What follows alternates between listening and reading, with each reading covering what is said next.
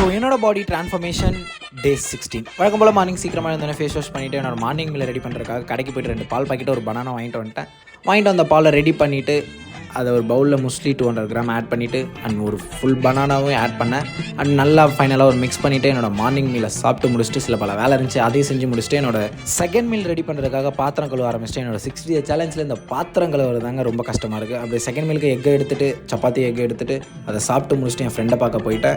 என் friend நானும் Domino's பண்ணோம். அவங்க பார்த்தீங்கன்னா பீஸா சொன்னாங்க. நான் டயட்டில் இருக்கிறதுனால சிக்கன் வாங்கிட்டேன் அண்ட் லைட்டாக பீஸாவை டேஸ்ட் பண்ண செம டேஸ்ட்டாக இருந்துச்சு. அவங்களே அப்படியே வீட்டில் விட்டு பாய் சொல்லிவிட்டு ரூமுக்கு வந்துட்டு ட்ரெஸ் சேஞ்ச் பண்ணிவிட்டு கிரேட்டினை எடுத்துகிட்டு ஷேக்கரில் மிக்ஸ் பண்ணேன் அண்ட் அப்படியே ஜிம்முக்கும் கிளம்பிட்டேன். ஜிம்முக்கு போய்ட்டு எனக்கு என்ன ஒர்க் அவுட் போகலான்னு யோசிக்கும் போது பைசப் போகலான்னு சொல்லிட்டு ஃபஸ்ட்டு பார்த்தீங்கன்னா பார்பல் ஒரு 3 செட்ஸ் ஹெவியாக ஃபினிஷ் பண்ணேன்.